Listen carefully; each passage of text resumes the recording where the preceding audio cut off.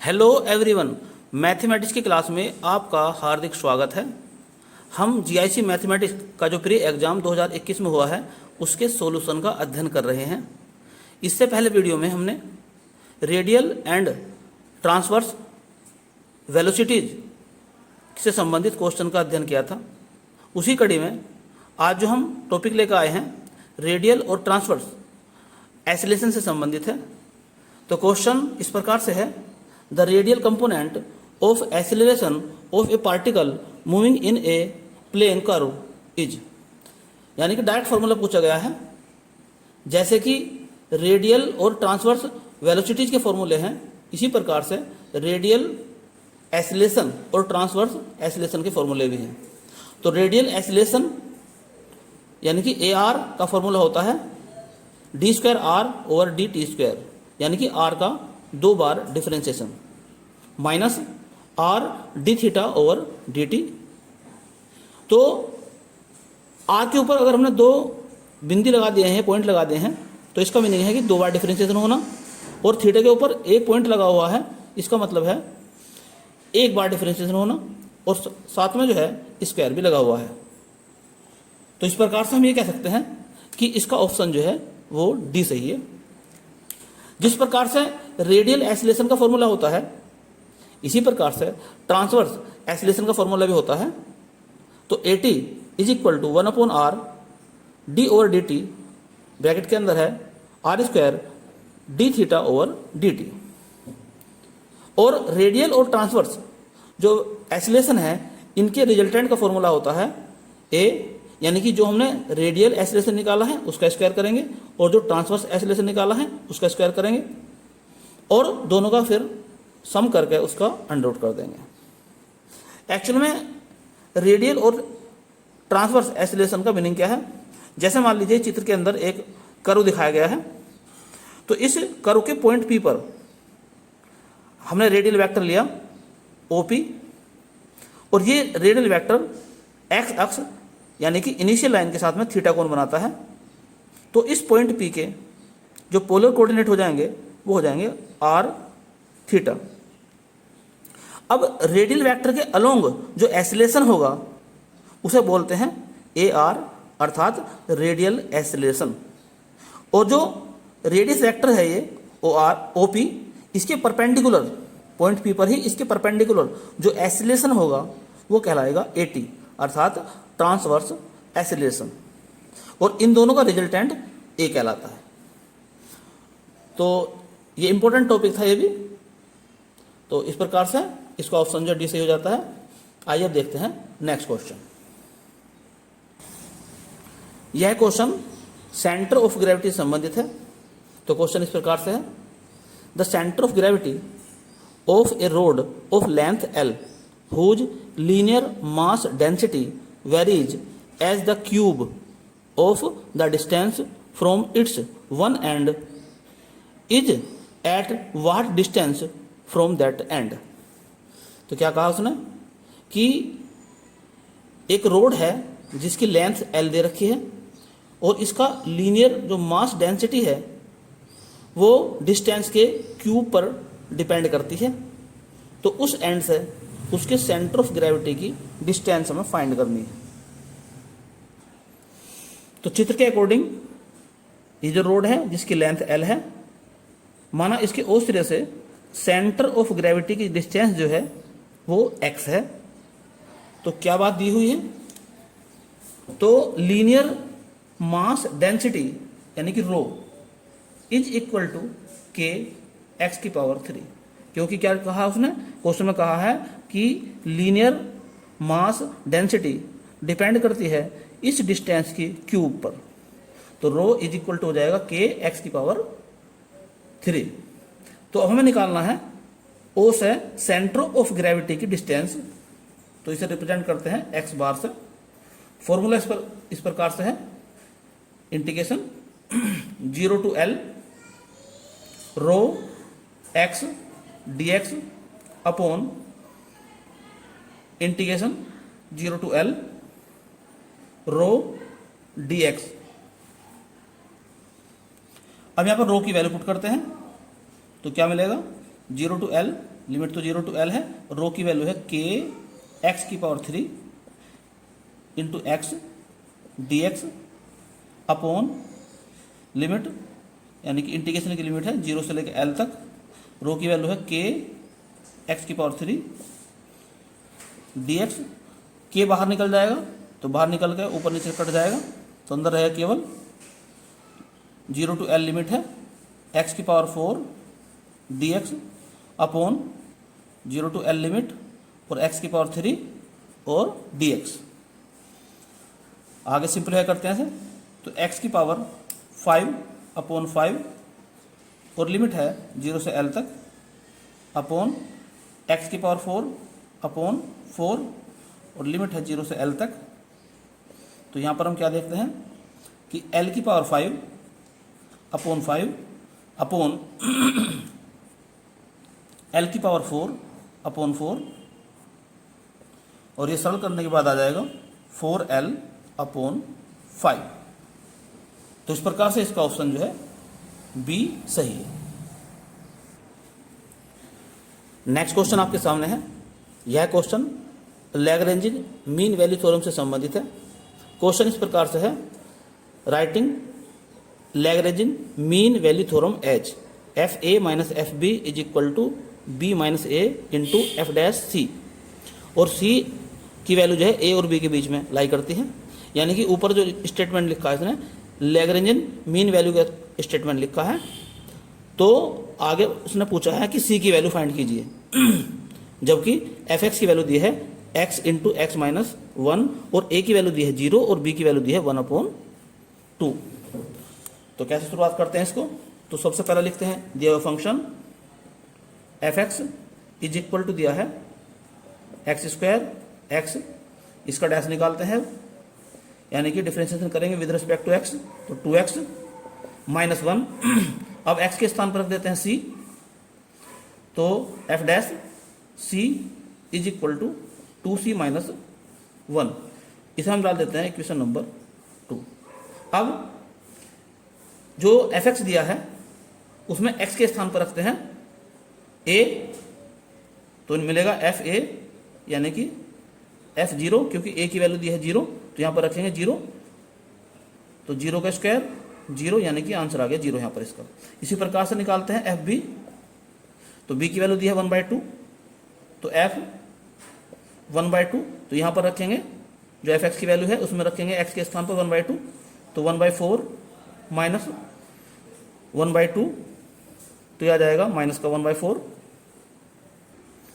अब जो Lagrange mean value theorem दी है उसके according f dash c is equal to f b minus f a upon b minus a, तो f b की value है माइनस 1/4 माइनस एफ ए की वैल्यू है 0 अपॉन बी की वैल्यू 1/2 माइनस 0, तो इस प्रकार से आ गया ये 1/4 इंटू 2/1, यानी कि एफ डैश सी की जो वैल्यू आ गई है वह आ गई माइनस की 1/2 आ गई। इसे चाहो तो इक्वेशन नंबर 2 डाल सकते हैं। अब इक्वेशन नंबर 1 और 2 से देखिए जरा, ये भी एफ डैश सी की वैल्यू है और ये भी एफ डैश सी की वैल्यू है, यानी कि 2c minus 1 is equal to minus का 1/2, या 2c is equal to 1 plus 1 minus 1/2, यानी कि 1/2। तो इस प्रकार से हम देखते हैं कि c की वैल्यू आ जाएगी यहाँ पर 1/4, तो यानी कि इसका जो ऑप्शन है वो ए सही है। नेक्स्ट क्वेश्चन आपके सामने है। यह क्वेश्चन इंटीग्रेशन से संबंधित है। तो क्वेश्चन इस प्रकार है, N appropriate substitution for the integral. तो इस इंटीग्रेशन के लिए x की वैल्यू क्या पुट करें कि इसको सरल किया जा सके। तो यहाँ पर आप जो दिया हुआ इंटीग्रेशन है वो इस प्रकार से है, 1 प्लस एक्स की पावर 1/2 अपॉन 1 प्लस एक्स की पावर 1/3 dx।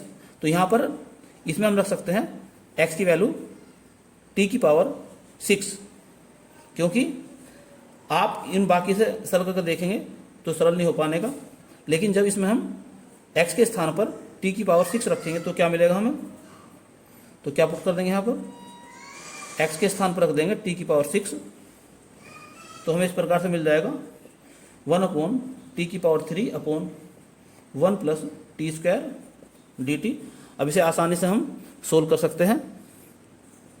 तो t³ + 1 अपॉन t² + 1 और ये dt हो गया आपका। अब चूंकि न्यूमरेटर की पावर डिनोमिनेटर की पावर से ज़्यादा है, इसलिए इसको करेंगे डिवाइड।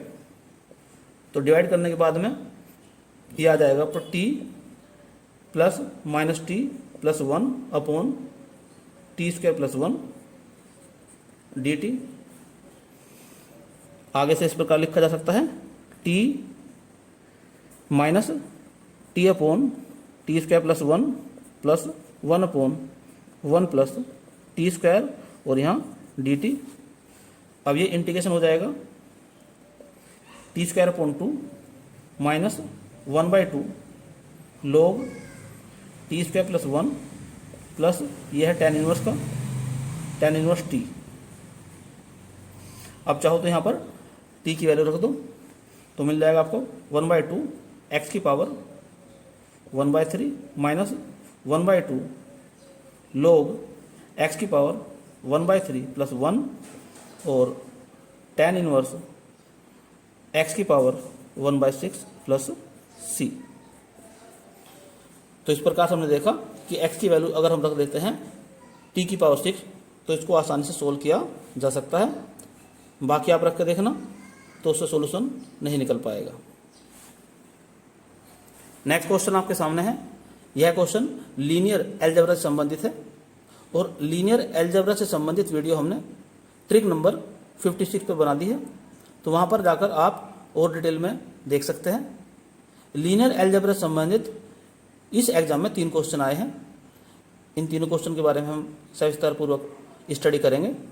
तो पहला क्वेश्चन आपके सामने है, late V and W be 2 vector spaces over a field F if T is a mapping V to W is a linear transformation such that dimension of V is equal to 5 and nullity of T is equal to 2। तो क्या find करना है यहाँ पर हमें? तो यहाँ पर हमें टी की रैंक फाइंड करनी है। तो डायरेक्ट फॉर्मूला होता है इसके लिए भी। तो क्या दिया हुआ है इसने? डायमेंशन दे रखी है, नल्टी दे रखी है। तो डायरेक्ट फॉर्मूला होता है rank of T is equal to dimension of V minus nullity of T. तो वी की डायमेंशन 5 दी है और नलिटी दी है 2। तो इस प्रकार से इसकी रैंक जो है वो 3 आ जाएगी, यानी इसका सी ऑप्शन सही है। नेक्स्ट क्वेश्चन आपके सामने है, if W1 and W2 are subspaces of a finite dimensional vector space V, then dimension of W1 plus dimension of W2 हमें फाइंड करनी है। तो डायरेक्ट फॉर्मूला होता है इसके लिए भी। फॉर्मूला इस प्रकार से है, dimension of W1 plus W2 is equal to dimension of W1 plus dimension of W2 minus dimension of W1 intersection dimension of W1 intersection W2। तो निकालनी वैल्यू हमें इसकी है। तो इस प्रकार से dimension of W1 plus dimension of W2 is equal to dimension of W1 plus W2 plus dimension of W1 intersection W2। तो यही इसका फाइनल आंसर है। नेक्स्ट क्वेश्चन आपके सामने है। यह क्वेश्चन भी लीनियर अलजेब्रा से संबंधित है और इसकी विस्तृत जानकारी के लिए भी आप ट्रिक नंबर 56 में देख सकते हैं। तो क्वेश्चन इस प्रकार से है, the rank and nullity of linear transformation T R² to R³ defined by T AB is equal to A minus B comma B minus A are respectively, यानी कि एक लीनियर ट्रांसफॉर्मेशन दिया है तो इसकी हमें रैंक और नलिटी फाइंड करनी है। तो जैसे कि आपको क्वेश्चन से मालूम हो रहा है कि डोमेन आर स्क्वायर, अर्थात इसके अंदर दो एलिमेंट है, जैसे यहाँ पर दिखाया भी गया है, ये डोमेन का एलिमेंट है और ये आर क्यूब है, यानी कि ये है कोडोमेन का एलिमेंट। तो इसमें है एक एलिमेंट के अंदर तीन पार्ट है इसमें, या तीन एलिमेंट कह लो इसके। तो सबसे पहले निकालते हैं जो आर स्क्वायर है इसका बेसिस। तो बेसिस ऑफ आर स्क्वायर ये क्या है, 1 0 और 0 1, ये स्टैंडर्ड बेसिस होते हैं। अब ये एक्चुअल में अल्फा मान लो इसको, अल्फा 1 अल्फा 2 मान सकते हैं। अब हमें निकालना है टी अल्फा की वैल्यू, यानी कि टी 1 0 की वैल्यू निकालेंगे। तो क्या काम करेंगे, इस फॉर्मूले में ए के स्थान पर 1 और बी के स्थान पर 0 रख देंगे। तो जैसे हम ए के स्थान पर 1 और बी के स्थान पर 0 रखेंगे तो हमें मिलेगा 1 -1 -1। इसी प्रकार से 0 1।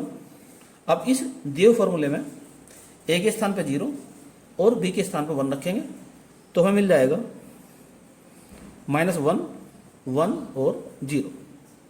तो इस प्रकार से हमने जो आर क्यूब है इसके बेसिस फाइंड कर लिए। तो बेसिस ऑफ आर क्यूब, तो आर क्यूब के बेसिस आ गया आपके सामने 1 -1। तो एक तो बेसिस ये आ गया -1 वाला, दूसरा बेसिस है -1 1 और 0 वाला बेसिस आ गया। तो इस प्रकार से इसके अंदर दो बेसिस आ गई। तो बेसिस के अंदर जितने एलिमेंट होते हैं तो टी की जो रैंक है वो उतनी कहलाती है। तो कहने का मीनिंग ये हो गया कि rank of T is equal to 2, क्योंकि इसकी जो रेंज सेट है उसकी डायमेंशन कितनी है, 2 है। यानी कहें कि जो रेंज सेट के जो बेसिस हैं उसके अंदर दो एलिमेंट है, इसलिए इसकी रैंक कितनी हो जाएगी, 2 हो जाएगी। अब निकालते हैं इसकी नलिटी। तो नलिटी ऑफ टी का फॉर्मूला होता है डायमेंशन ऑफ आर स्क्वायर, यानी कि जो डोमेन है उसकी dimension minus rank of T. तो डोमेन की जो डायमेंशन है वो 2 है, क्योंकि इसके एक एलिमेंट के दो पार्ट हैं और रैंक हम निकाल चुके 2 है, तो नलिटी आ जाएगी 0। तो इस प्रकार हम देखते हैं कि इसकी रैंक 2 और नलिटी 0 है। तो इस प्रकार से इसका ऑप्शन बी सही है। नेक्स्ट क्वेश्चन आपके सामने है। यह क्वेश्चन क्वाड्रेटिक इक्वेशन से संबंधित है। The sum of the roots of the equation, एक इक्वेशन दी है x² -4 और मोड x -2 -4x + 8। तो इसके रूट्स का सम हमें फाइंड करना है। तो यहाँ पर 3 कंडीशन हो सकती हैं। पहली कंडीशन ये मान लें हम कि यदि जो x -2 है ये अगर पॉजिटिव है तो x -2 > 0 है, अर्थात अगर ये पॉजिटिव है तो इस कंडीशन में मोड x -2 की वैल्यू जो हो जाएगी x -2 हो जाएगी, यानी कि x² -4 x -2 -4x + 8 is equal to 0। या यूँ कहें x² -4x + 8 -4x + 8 is equal to 0। तो x² -8x + 16 is equal to 0। तो x -4 का whole square is equal to 0। तो इसके रूट्स आ जाएंगे x = 4 4। अब क्वेश्चन में क्या पूछा है, सम ऑफ द रूट्स। तो यदि रूट का सम करते हैं तो सम ऑफ द रूट्स कितना हो जाएगा, 4 + 4 8 आ गया। तो इस प्रकार से इसका ऑप्शन ए सही है। तो क्वेश्चन का आंसर तो निकाल चुके हैं हम, लेकिन फिर भी सेकंड कंडीशन देखते हैं। यदि x -2 <0 हो, अर्थात अगर ये निगेटिव है तो इस कंडीशन में क्या हो जाएगा, मोड x -2 के स्थान पर रख सकते हैं हम माइनस का x -2। तो यहाँ पर मिलेगा हमें फिर x² -4, यहाँ x माइनस का और प्लस के 2 हो जाएगा माइनस के 4x plus 8 is equal to 0, या यूँ कहें x square plus 4x minus 8 minus 4x plus 8 is equal to 0, minus 8 से प्लस 8 कैंसिल, 4x से माइनस 4x से कैंसिल, तो x square is equal to 0, यानी कि x की वैल्यू 0 आ गई। अब ये देखते हैं क्या x की वैल्यू 0 जो दी हुई इक्वेशन है उसको सेटिस्फाई करती है। तो चेक करके देखो जरा, यहाँ पर 0 रखेंगे हम, माइनस 4, यहाँ पर 0 रखेंगे, माइनस 2 मोड के साथ में, यहाँ पर 0 प्लस 8, तो ये आ जाएगा आपका मोड के साथ में है तो प्लस हो जाएगा, तो माइनस का 8 प्लस का 8 तो 0 आ जाता है ये भी। तो इस प्रकार हम ये कह सकते हैं कि x बराबर 0 भी इसका एक सॉल्यूशन है। तो इस प्रकार से इस कंडीशन में इसके रूट्स आ जाएंगे 0 0, लेकिन क्या 0 0 रूट का सम जो है 8 है, 9 है, 6 है या 4 है? नहीं है। तो इसलिए इस आंसर के हिसाब से ये ऑप्शन इसमें नहीं दिया है। तो जो हमारा पहला ऑप्शन है वो ही सही है अभी तक। तो अब तीसरी कंडीशन में देखते हैं। तीसरी कंडीशन में ये मान लेते हैं कि x माइनस 2 अगर 0 के बराबर है तो यहाँ पर क्या हो जाएगा, x की वैल्यू हो जाएगी 2। तो क्या इसमें देखते हैं रख के क्या इसे सेटिस्फाई करता है, तो एक्स स्क्वायर यानी 4 माइनस 4 0 माइनस 4, तो ये 2 रख देंगे यहाँ पर, प्लस 8, तो इसे निकालते हैं हम 4 माइनस 8 प्लस 8, तो यानी कि ये 0 नहीं आया है। तो यानी कि x की वैल्यू जो है 2 नहीं हो सकती है। तो इस प्रकार से 3 कंडीशन हमने लेके चली यहाँ पर। तो पहली कंडीशन के अकॉर्डिंग जो रूट का सम है वो 8 आ गया है, दूसरी कंडीशन के अकॉर्डिंग रूट का सम जो है वो 0 आया है, और तीसरी कंडीशन फॉलो नहीं करती है। तो इसका ऑप्शन जो है वो ए सही है, अर्थात जो सम ऑफ द रूट्स है वो 8 है। तो इस वीडियो में केवल इतना ही। यदि यह वीडियो आपको पसंद आई हो तो इसे लाइक और शेयर भी करें, और यदि चैनल को आपने अभी तक सब्सक्राइब नहीं किया है तो चैनल को सब्सक्राइब कर लें, और साथ ही साथ बेल आइकन का बटन भी दबा दें ताकि समय समय पर आपको नई नई और महत्वपूर्ण जानकारियाँ प्राप्त होती रहे। धन्यवाद।